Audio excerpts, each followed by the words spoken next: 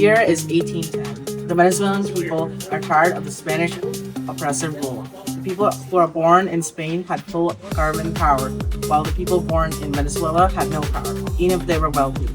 Spain heavily taxed and controlled the trade too much, and was being unfair to the Venezuelan people. So naturally, as all revolutions start with oppression and misuse of powers, the Venezuelan people are thinking of revolting against the Spaniards. But enough yapping, I think we need some real hands-on experience to really understand the scope of this revolution. That's why we have not one, but two people on the field recording. Guitar Mystery and Asher Salas. Thank you, Neat. I'm standing here on June 24th, 1821, in the state of Carabobo, and the scene is absolute chaos.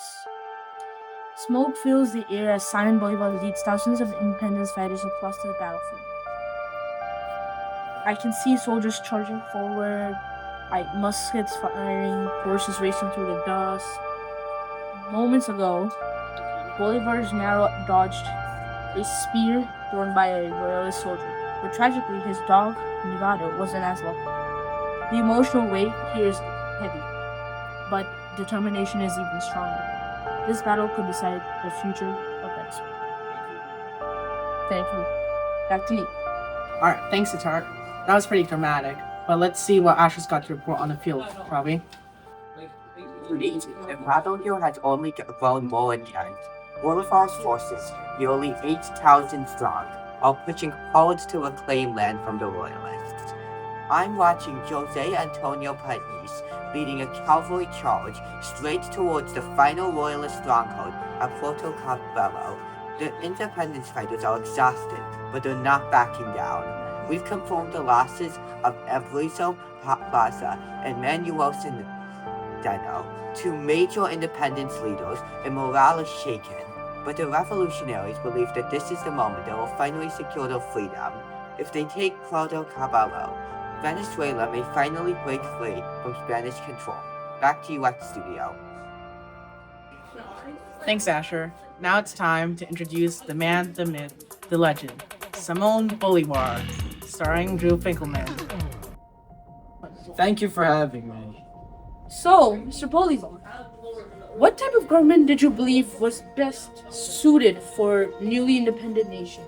I believed in a republic ruled by laws, with a strong leadership to keep the young nation safe and free. Interesting. So, what first inspired you to dedicate your life to freeing Latin America from Spanish rule? I could not ignore my people suffering under the Spanish rule. Interesting. That's really nice. It was interesting talking to you, Mr. Bolivar. Ashley, would you like to say something? Yes, so what can you think about the several people lost throughout the war?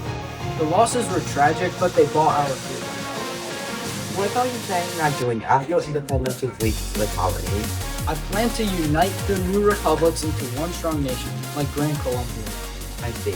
Thank you for talking to us. Over to me. That was informative, and we finally know what Bolivar's motives are. It's now time for our overview data science manager to help us understand what all this data means and make everything clearer for us. Can I get a raise?